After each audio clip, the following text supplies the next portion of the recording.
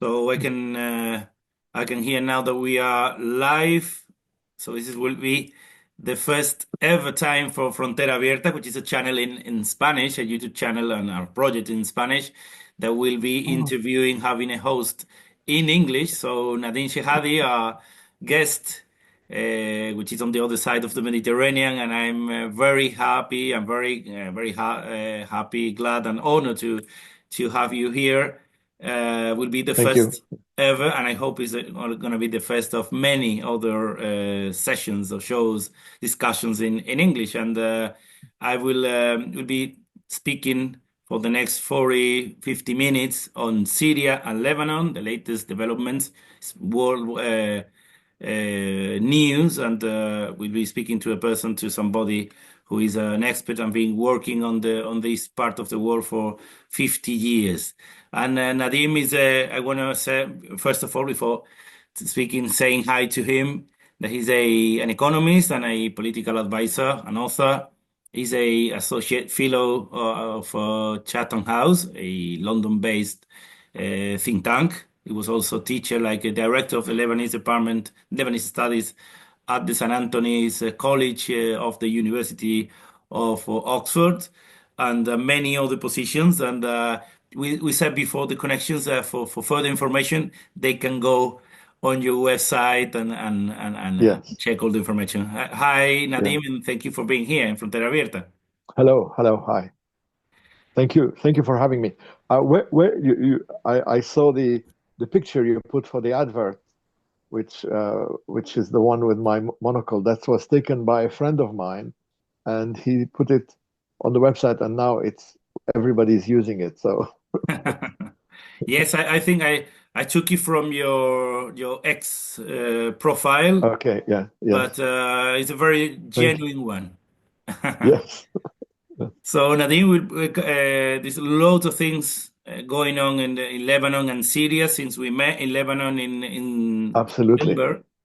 Yes, it was Yes, actually we met the day of the attacks with the beepers, if I remember rightly, in Dahi in southern Lebanon. We were meeting, we were speaking about the situation right that day, at the end of September, right. and Yes. loads of things have been going on in the region, in Lebanon and Syria.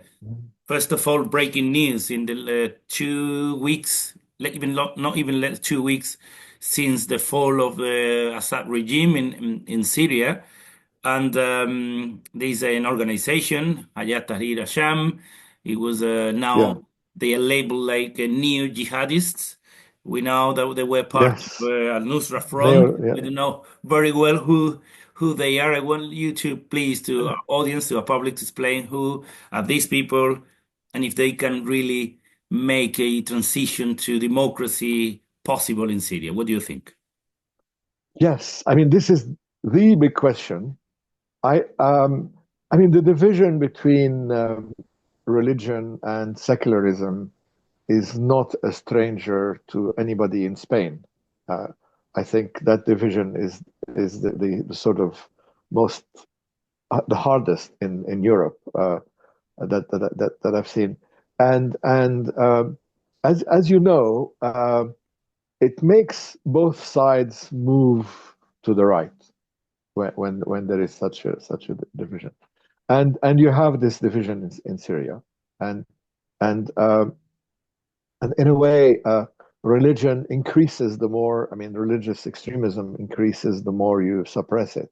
Uh, the radicals gain ground when there is suppression by a very secularist government in and Syria is similar to the whole region except for Lebanon, where they adopted a secularist nationalist sort of laïque French type regime after independence, and I think that's part of the problem in a sense.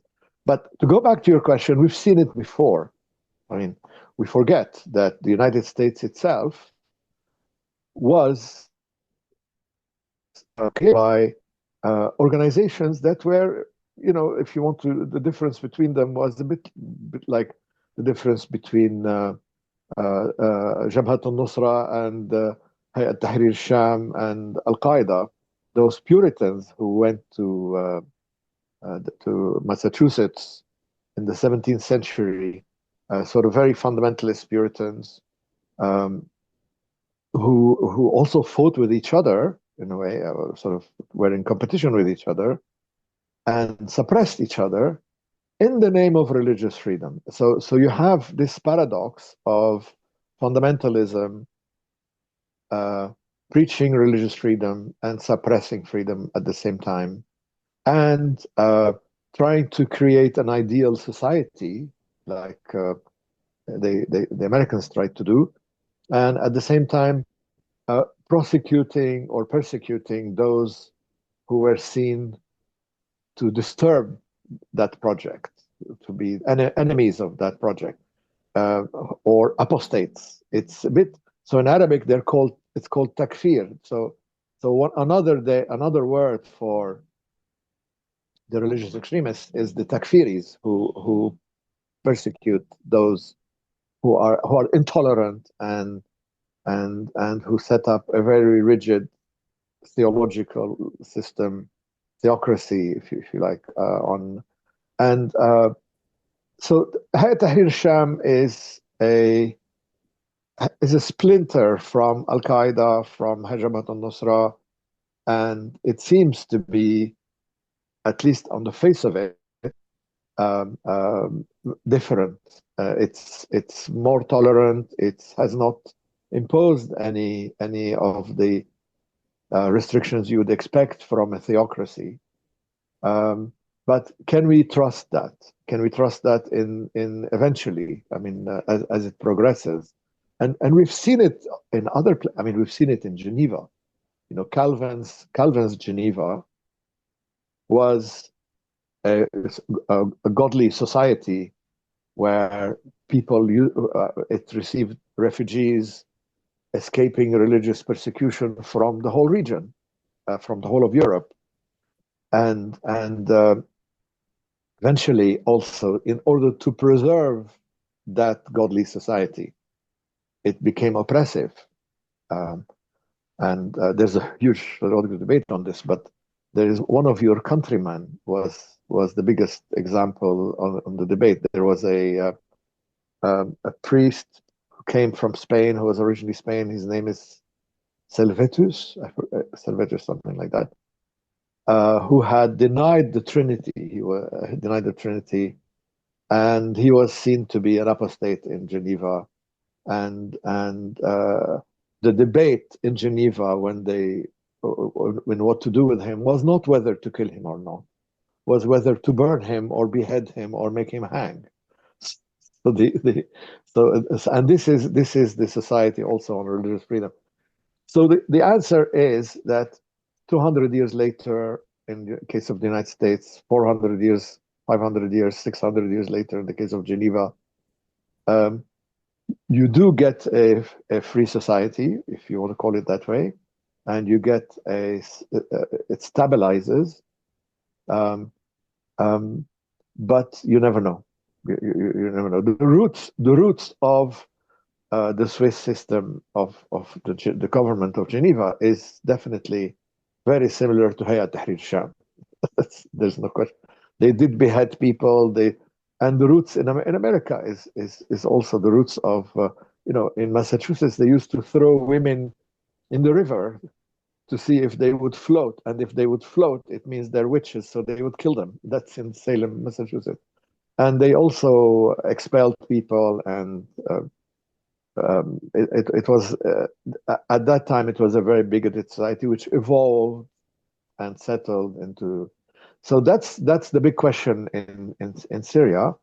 And of course, there is the other question of whether they would be inclusive and tolerant of the other opposition, and that's a totally different question because there's also a generational difference.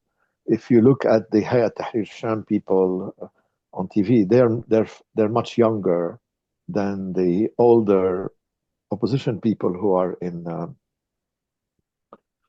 who are now in places like some of them are in Geneva, in Europe, other places like Europe, in Germany, in London, and in the Gulf states, in Qatar and the Emirates and Saudi Arabia. So you have these. The big question is whether um, Golani or Shara will evolve into an inclusive governance, or whether whether eventually they would follow the Swiss or American example. Well, the Swiss example is far worse, of trying to create an ideal society, and anyone who stands who who's an obstacle would be basically persecuted or beheaded or whatever these people do. So that's another question. But going to, I mean, the other opposition, which is mainly three different groups, um, and actually the armed forces that accompanied HTS were also different groups. So we don't know how this will evolve, the relationship between them, how the relationship between them evolve. But the big question is whether they will be inclusive of the others, and the others are a completely different story, different. Yeah, And Nadim, is it realistic that people that risk their lives in that offensive, they risk their life, they yeah, could have lost in a different situation, lost their lives in the ranks. Are they gonna mm, give up power so easily? Is it really realistic considering the history of all the movements with that ideology behind it? They're gonna just said, let's hold free elections with a one Syrian, one vote in the way that probably some countries after the Arab Spring, like Egypt, yeah. did. Do you think it's realistic to Well, that's a different. You see, one Syrian, one vote is one system. Power sharing is another. Regional sort of a kind of federalism is also another, especially that you have the issue of the Kurds who have some sort of autonomy in Syria, and the Alawites who would want some sort of autonomy. So I think this will be the system will be a different discussion. But I mean, right now, I think people are still under shock. They're still in disbelief that the regime is no longer there. This is a regime that's been there for 54 years, that's very similar to East European models, but far more advanced than East European models, I would say. Like the Stasi, if any of you have seen the film The Life of Others, it's very similar to Syria. Um, and it's a society where everyone spied on everyone, where everyone was blackmailed, where and people were assassinated. It was a very repressive society. And the pictures we're seeing about the prisons and all that I don't think, are matched in cruelty at any time in recent history either on that. But what this produces, in fact, is a traumatized society where people have a lot of difficulty trusting each other. You see, if you and I were Syrian opposition people and we meet in Madrid in a cafe, it is very likely that I would not trust you, because both of us being opposition, we've both been in jail. This is like normal in Syria. And but the most important than being in jail, we went out of jail. And we both know that in order to survive and leave jail, we have made a pact or a deal. The deal could be to report on friends, to report on family, to spread rumors, to maintain contact. And people also have relatives in jails. The Syrian regime uses the jail system as a form of control. I mean, the stories are horrendous, and the mechanism is very sophisticated. I can assure you that someone in California or in Paris is as much controlled by such a regime as someone in Syria itself, because they all have relatives.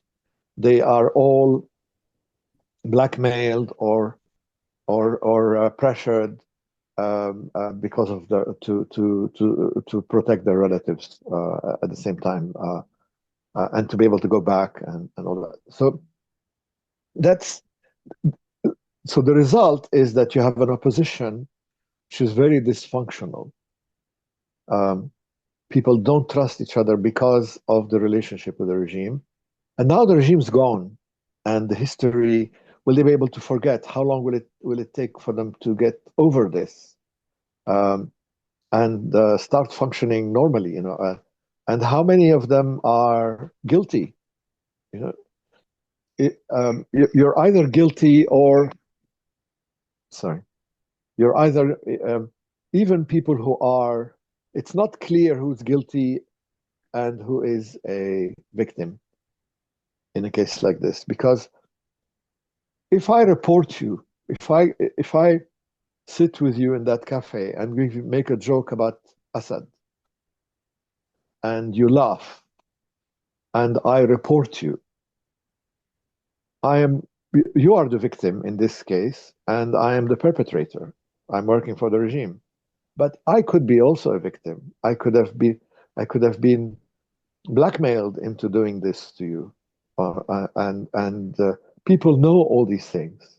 It's very difficult to trust on that. And it's not clear if I've been in jail and I've had to leave, and I've made a pact to be released, and they tell me, okay, then part of we will ask you for favors, and your cousin also is there, and your wife's job, and they blackmail you from all sides.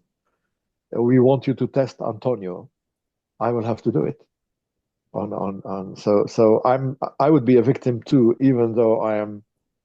It's so the divide line between the victim and the perpetrator is sometimes not very clear on there. So that's all these things are part of this function, and the Hayat Tahrir Sham and all the other jihadis and armies, the armed groups, um, have a very low opinion of the political, um, um, the political opposition abroad, and it'll be very difficult for them to work with each other. It sounds fine so far, but it's too good to believe. That's And which model, Nadim, for Syria can you think of now? The Lebanese model, which one could be for you in considering this situation, the mindset of the leaders of this rebellion, the traumatized Syrian society, broader society? Which model do you think fits for the current situation of Syria? Which political model? You see, Syria is very different from Lebanon. Demographically and geographically, it's much far bigger. But I would advocate one similar to the Lebanese model, in the sense that it would be a power sharing formula, uh, taking into account that in Syria, the identity of cities is very strong. You're either a Damascene, or you're an Aleppan, or you're from Deir ez-Zor, or a place like Homs. Homs is almost like an independent republic in its identity. You're either a Homsi or a Hamawi, or so the local identities, and there are local historic competing local elite uh, um, um, in uh, Syrian politics, and so the competition between the cities and the competition between the elites. but at the same time, you also have the religious diversity um, and some of the ethnic diversity, Assyrians and Armenians and Kurds, and some sort of reassurance to these to the minorities and to the. I mean, I hate to call them minorities. They're not minorities. They're as Syrian as anybody else, but in number they're called minorities. They're minor. Some sort of assurance would prevent them emigrating because, especially in the case of Syrian Christians, we there's fear of immigration, same as what happened in Iraq, in Mosul, and all that. So I think that I would definitely, um, being Lebanese, advocate some sort of a Lebanese formula um, of power sharing, taking very local politics into consideration in representation also. But also the country, Nadim, is divided in currently de facto two or three authorities, because we know that the Kurds are Yes, controlling about around 20% of the land still now. Maybe yeah, they are that part of the country is shrinking because we know that yes, the pro-Turks forces are attacking the Kurds now. And obviously, mm, like, the biggest share before the 8th of December was in the hands of the regime, and now they are controlled by HTS. yeah. But the Turks are still they have like a strip in the northwest part of the of Syria. It obviously it makes more complicated to control and to rule. Even more complicated than you think because you said the Kurds. It's not the Kurds that control that area. It's the PYD. It's a specific Kurdish party. There is even you should never assume that any group is monolithic. So in the same way as we cannot assume that all the jihadis are monolithic, and that there are complex differences between all these jihadi groups and different interpretations of uh, what war is and what jihad is and what coexistence is with there's very theological and philosophical differences and sometimes political differences. In the same way, you cannot assume that the Kurds are homogeneous. I mean, there was the Kurdish National Council, which was part of the mainstream opposition before, which was persecuted by the PYD, and the PYD has some sort of oppressive presence there, even though they send you pictures of uh, women fighting, and people think, because their women are fighters, then and they don't wear a hijab, Yeah, then they must be okay. But I think looking deeper, if you're going to have a free Syria, there are divisions within each region and within each um, uh, group, because the regime. It's wrong to assume that the regime was sectarian in that sense, because the regime. I mean, there's a caricature of the regime as being Alawite supremacy, but the regime had penetrated every group, every town, every family, uh, and the in every small city, even if they are religiously and ethnically homogeneous, you had the pro-regime people, the members of the Baath Party, the Mukhabarat, the security services, who dominate um, over those who are not. A bit like if you were in Eastern Europe and you're a member of the Communist Party, then you get privileges. Your children go to university, and you get services, and those who are not members are have to uh, and are reliant on you, and you control them to a certain extent. So I think some comparison like that would be understandable. And even in Eastern Europe, they haven't. It's now more than one generation, and there are still signs of that Definitely, yeah. trauma. Definitely, yeah. I was in living in Russia for a few years, and I was a witness how all these structures and superstructures are still there in the country, even if they are not visible and at first Yeah. sight, but definitely they are. And I wanted to ask you, Nadim, as well about how quickly, how unexpected was the fall of the regime? Did you expect No, the I don't think strategy? anyone expected it. No, I have written before that regimes like that fall suddenly and unexpectedly. And it's impossible to predict the moment that it would collapse. And I did not expect it to collapse then, and it was impossible to predict also.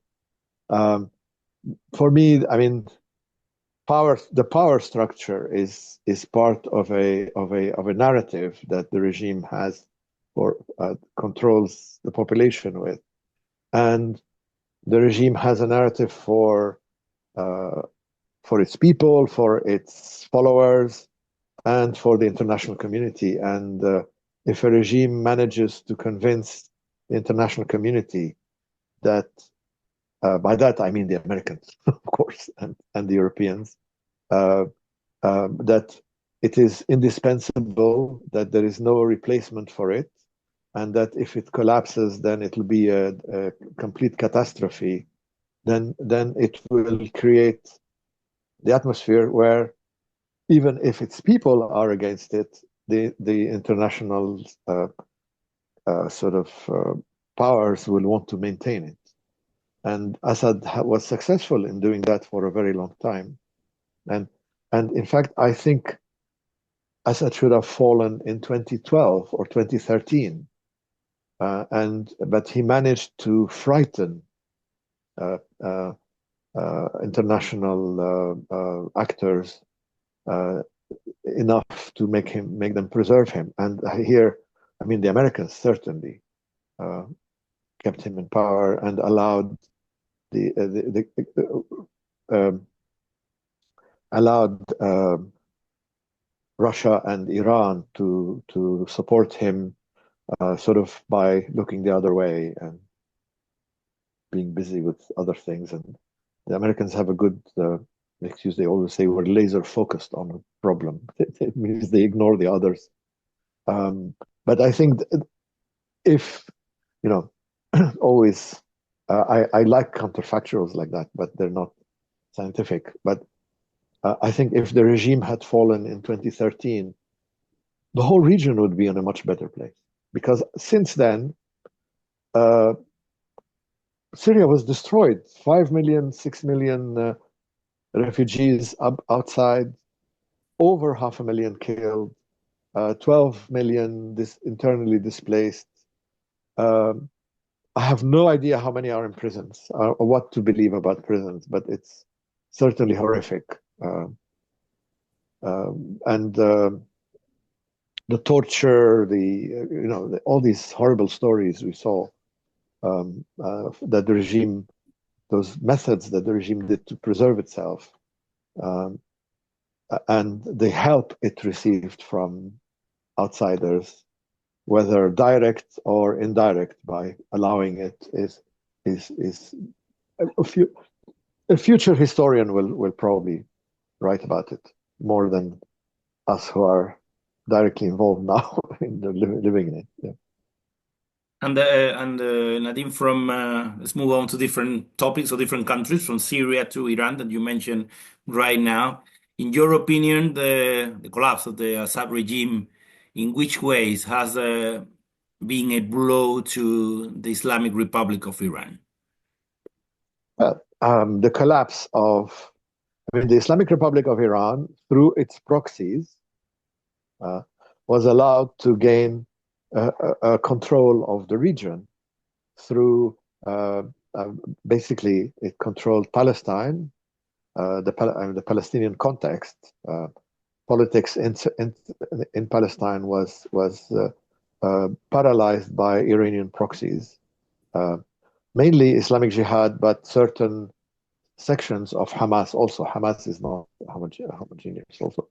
And so you have Iranian control through proxies of Palestine, of Lebanon, of Syria, of Iraq, of Yemen, and blackmailing the rest, extorting the rest, threatening the rest, including the Gulf countries, and the United States uh, proving not to be a reliable protector of these countries who rely on it, mainly its allies in the Gulf and in and Israel.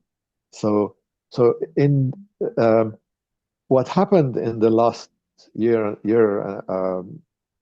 it, sort of year and 2 months is that Hamas has been more or less wiped out. Hezbollah has been more or less wiped out. The Assad regime, its main ally, the main ally of Iran, has collapsed. Um, there are definitely noises in Iraq against its proxies, and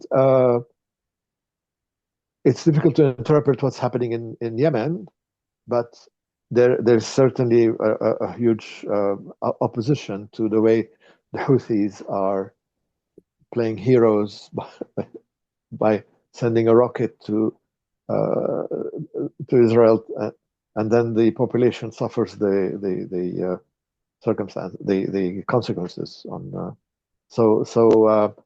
Iran is much weaker than it was a year ago, and the offensive that I think Iran planned um, or had a hand in, which included all its proxies, has failed. So I'm much that's I'm much weaker, Nadim. Sorry, that to the extent that the regime could be at risk of surviving this wave. Is it a big question now? Question mark now? big Is there? question. Absolutely, it is a big question. But the regime, I mean, all these regimes can adapt very quickly. The Iranian regime is several regimes. You have the theocracy side, and you have the mafia style side, which is the Islamic Revolutionary Guard Corps, who control 60-70% of the economy, depending on who you listen to, and who are the real power in the country. I mean, they elected it's an unelected it's, organization which has economic and military power, and even determines who can run for elections in Iran. So the elections in Iran uh, are a bit of a farce in that sense. They do not reflect the mood of the population, and the population is probably very secular in Iran as a reaction to being ruled by these mullahs. And of course, there are divisions in Iran. It's too complicated for anyone to make a prediction, but a regime like that can collapse too. And let's move on to Iran Sure. to Lebanon, your country, the country Yes. where you're living and your country, obviously the country that you know the best.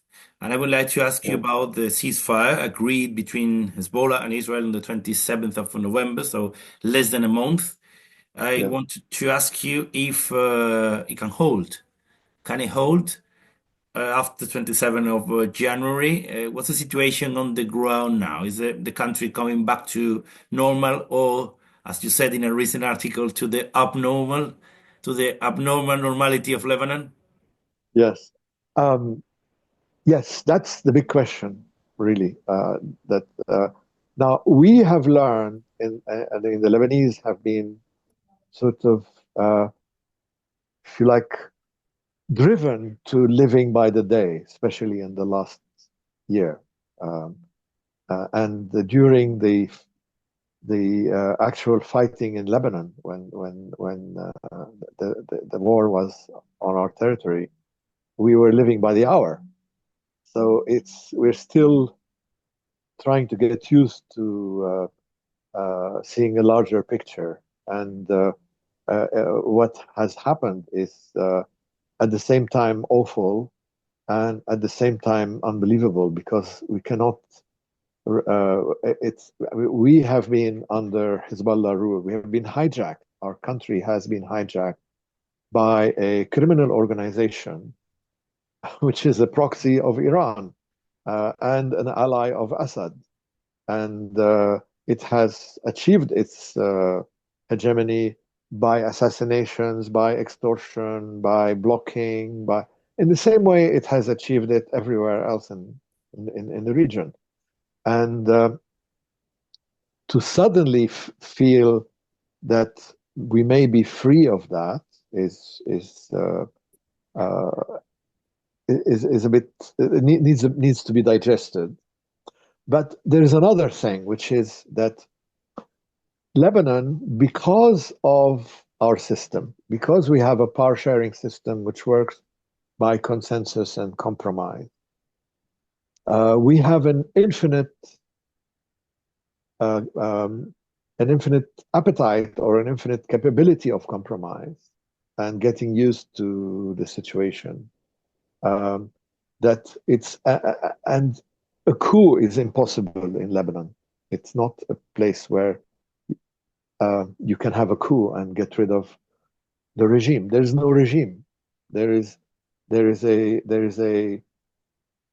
a weak state, deliberately weak state, which has been with political parties, with social institutions, have been penetrated by the pro-Iran and pro-Syria side. And I can tell you with certainty that they are much safer in Lebanon than they are in Syria, because in Lebanon, the system protects them.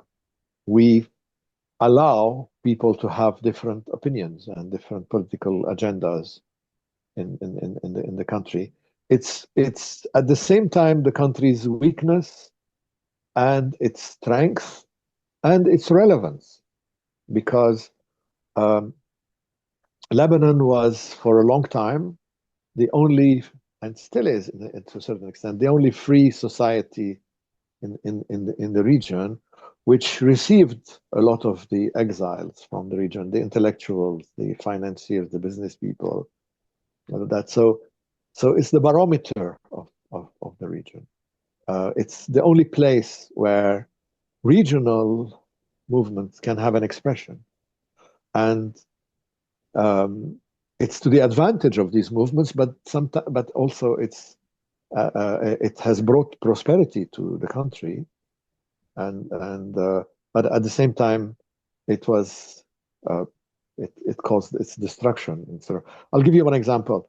The PLO, the Palestinian Liberation Organization, was born more or less in Egypt and Kuwait. They were kicked out of Egypt, kicked out of Kuwait, kicked out of Syria, kicked out of Iraq, kicked out of Jordan very violently. The only place where the PLO could establish itself and have build institutions and international relations and all that was Beirut. And it benefited from the support of at least half the population, and half the population had the freedom to support the PLO.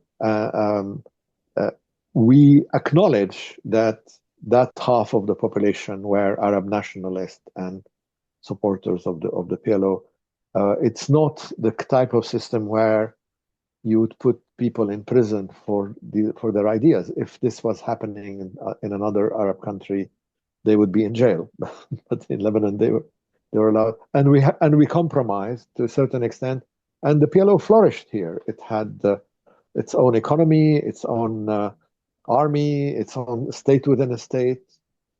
It had international relations. You had all the revolution. It became the center of global revolution in Lebanon.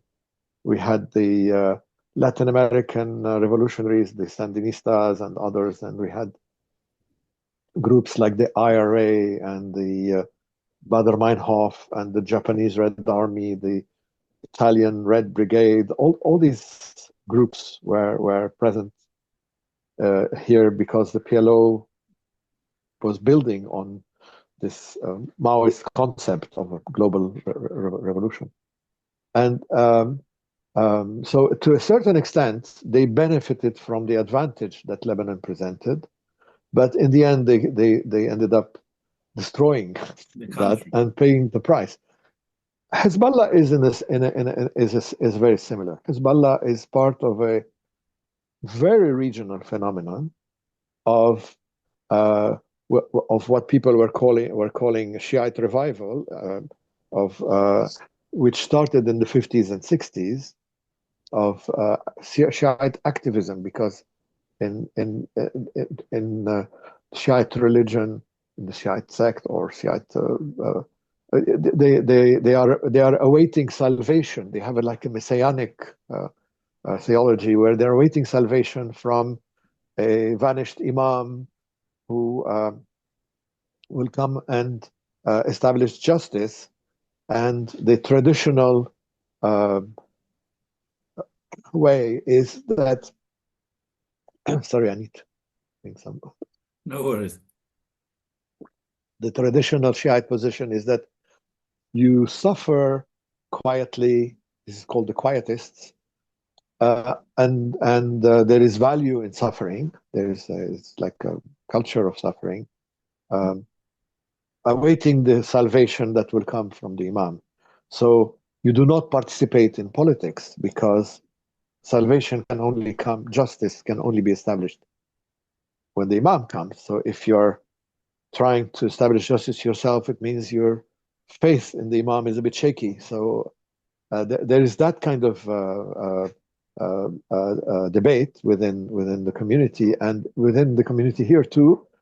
But in the 50s and 60s, the Shiite revival movement, which ended up in the Iranian Revolution and Shiite activism and the Wilayat al-Faqih and all that,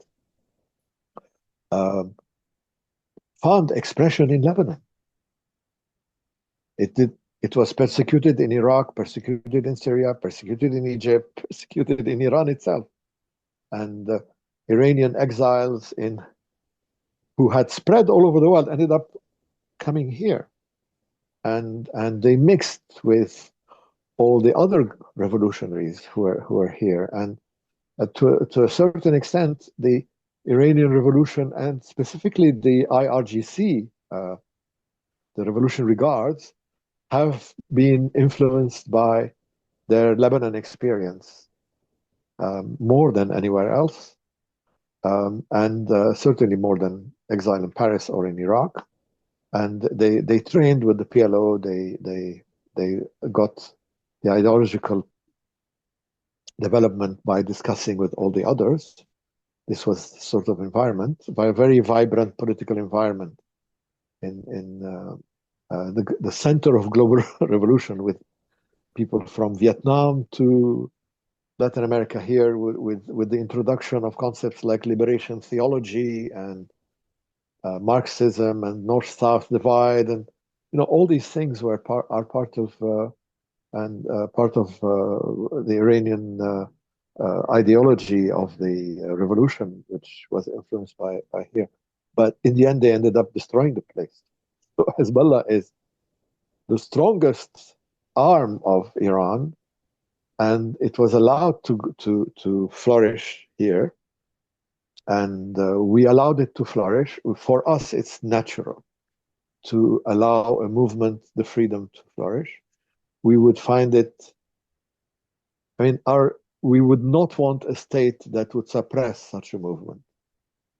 But and there is within the Lebanese system, there is also a debate about how valuable this freedom is and how dangerous it is, whether we should sacrifice freedom for security or whether we should sacrifice security for freedom. It's one of these endless debates in Lebanon. but we always veer towards more towards freedom. Um, so the regime implants here and the Iranian implants here and the are safe, protected by the system. They cannot be gotten rid of just like that. But And Nadim, could have the Lebanese state at some point stop prevented Hezbollah from flourishing in a way that in the yes, last 20 years could have? if we had yeah, we could have uh, uh, gotten the army to control and put people in jail and torture them. We could have become like Syria. I mean, we could have become like Syria, like Egypt, like Jordan, like Iraq, like the other places. That's how they deal with it. But in the end, they also collapsed. And Lebanon was I mean the prosperity and the richness of and the diversity and the cosmopolitanism that composes Lebanon was is too valuable for us to give up. That's part of the dilemma on of And now a country without Hezbollah, or you said before, wiped out. We don't know exactly if they are. It's There not is, without Hezbollah. Hezbollah is still here. Mhm. Hezbollah doesn't have the heavy arms that it can attack Israel with, but it still can do a lot of damage internally. And we are very worried also that um, I think this is now an internal debate within the Hezbollah environment and community, not just the Shiites, also its supporters from other religions or other parts of society, what it will do, whether it will um, create, basically cause an internal conflict and to maintain its power, which it can, or whether it will consider that integrating in the Lebanese system is the better. So I think this is happening in the minds of every single person involved with the group.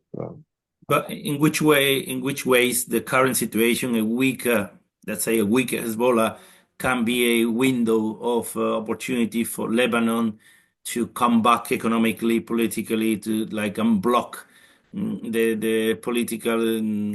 I mean, there is no precedent for more than 3 years. The country has not been able to elect a president. In which ways a weaker Yeah, Hezbollah there can? is there.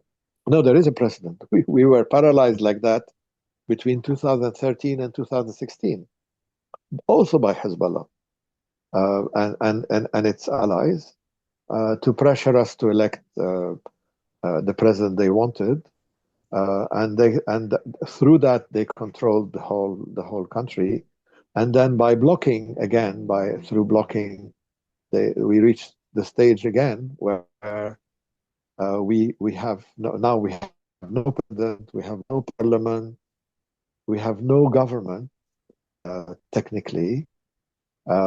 And the agreement, which is supposed to be with the Lebanese state, is not legal in Lebanese constitutional terms because it was negotiated by the head of parliament, who's not the negotiator on behalf of the republic, Mhm. and it was not approved by.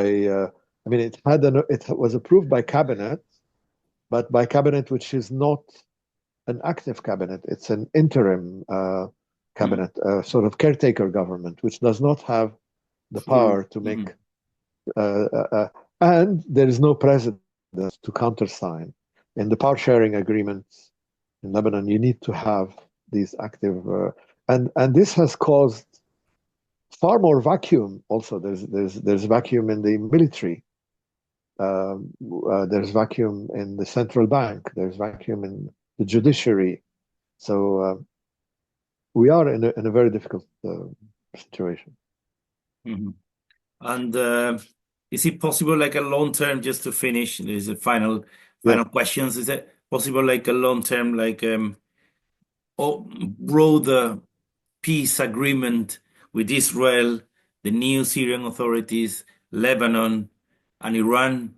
to keep the region in a like a peace, in a enduring peace for the next few years? What do you think? And the US, of course, as a broker.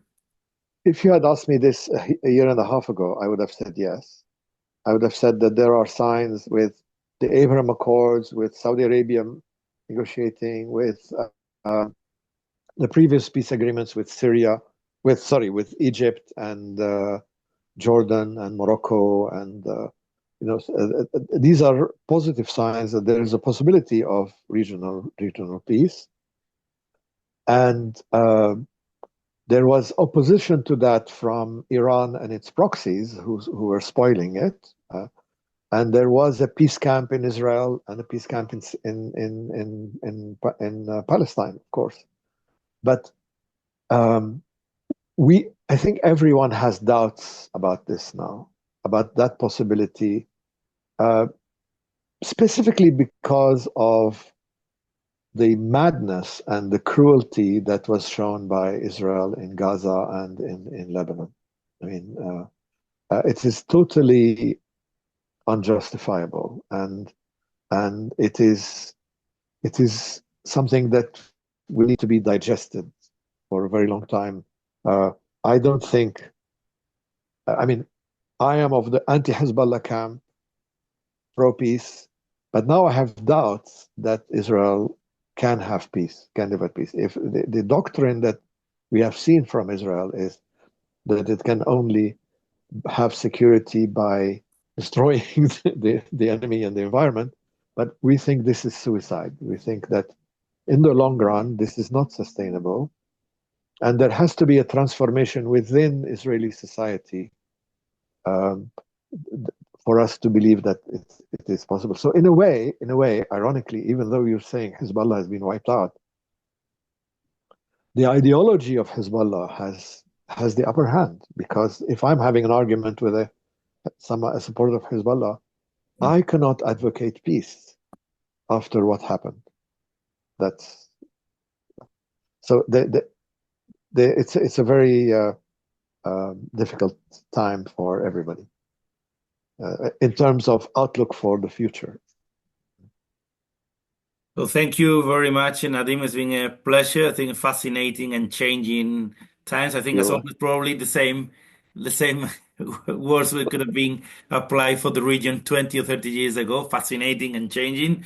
But I think well. probably now it's the region is living like a shifted, like tectonic changes, and we'll see in the next few months and years what's gonna be the result. I'm sure we'll be discussing Lebanon, Syria, and the region soon here at Frontera Abierta. It's been a pleasure to having you here Thank you. this evening on Friday before Christmas in Spain and soon in Yes, Lebanon as well. And of course. see you soon. Thank you so much, Nadim. Thank you. Thank you. Bye bye.